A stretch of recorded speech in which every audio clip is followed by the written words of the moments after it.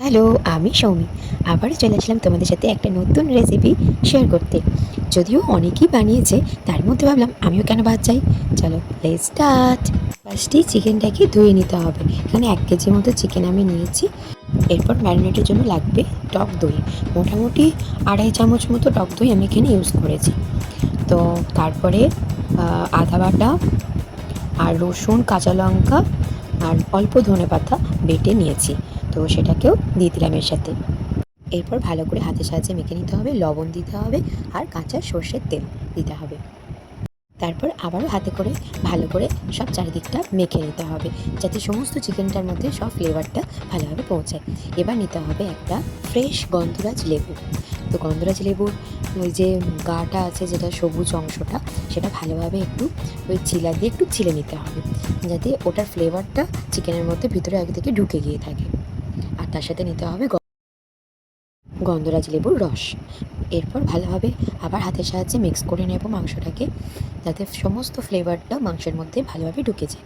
এরপর আর কিছু কাজ না, এটা মোটামুটি 1 থেকে 1.5 ঘন্টা মতো আমি ঢাকা দিয়ে রেখে দেব। এটা করব আমি মাটির হাঁড়িতে। তো সেখানে সরষের তেল পরিমাণ মতো দিয়ে দিলাম, তারপর 2টো তেজপাতা দিয়ে দিলাম। এরপর এক এক করে একটু তেলটা গরম হয়ে আসলে পেঁয়াজ কুচি দিয়ে দেব। তারপর আস্তে আস্তে এটা ভাজতে থাকবে। এরপর যখন দেখব যে পেঁয়াজগুলো মোটামুটি গোল্ডেন হয়ে আসছে, ভাজা ভাজা হয়ে গেছে, তখন অল্প গোলমরিচ দেব, গোটা গোলমরিচ, আর তার সাথে দেব ধনে গুঁড়ো আর জিরে গুঁড়ো। ব্যাস, এরপর ওই যে ম্যারিনেট করা চিকেনটা ছিল সেটাকে দিয়ে দেব। ব্যাস, এরপর একটু ভালো করে এপিট ওপিট নাড়াচাড়া হয়ে গেলে ঢাকা দিয়ে রেখে দেবো, দমে হতে থাকবে।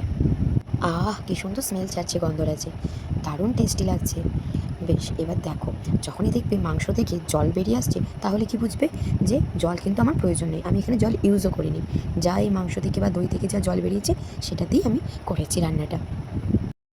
দেখো, হাতে যদি বেশি সময় না থাকে আর টেস্টি চিকেন বানাতে চাও, তাহলে কিন্তু এই রেসিপিটা অবশ্যই তোমরা দেখে নেবে। ব্যাস দেখো, মোটামুটি 1/2 ঘন্টার মধ্যে চিকেনটা রেডি হয়েও গেছে। এবার ওপর থেকে আমি কটা গন্ধরাজ লেবুর পাতা আর গন্ধরাজ লেবু ওপর থেকে জাস্ট গার্নিশের জন্য ছড়িয়ে দিয়েছিলাম। ব্যাস, একটু ঢাকা দিয়ে রাখবো যাতে স্মেলটা বাইরে না চলে যায়। গরম গরম প্লেটে সার্ভ করে দাও গন্ধরাজ চিকেন। এটা তুমি সবের সাথেই খেতে পারবে, ভাতের সাথেও খেতে পারবে, রাইসের সাথেও খেতে পারবে, বা তুমি রুটির সাথেও খেতে পারবে। মিনিমাম অল্প অয়েলে সুন্দর একটা রেসিপি তোমাদের সাথে শেয়ার করলাম। ভালো লাগলে চ্যানেলটাকে সাবস্ক্রাইব করে দিও, লাইক করে দিও। চলো টাটা বাই, আবারও দেখা হচ্ছে নেক্সট কোনো ভিডিওতে ইয়ামি ইয়ামি রেসিপি নিয়ে। আবার সৌমি হাজির হয়ে যাবে। Please like, comment and share.